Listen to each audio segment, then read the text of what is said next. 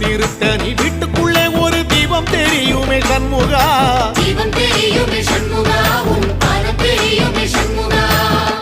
அரோகரா கோஷத்திலே ஓ முகம் சிரிக்குமே சண்முகா.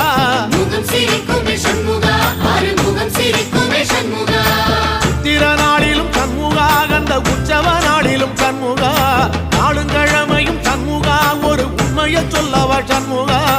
ஆறு படையிலும் ஆறு காலத்திலும் பூசை நடக்குமே சண்முகா, பூசை நடக்குமே சண்முகா, நல்ல பூசை நடக்குமே சண்முகா.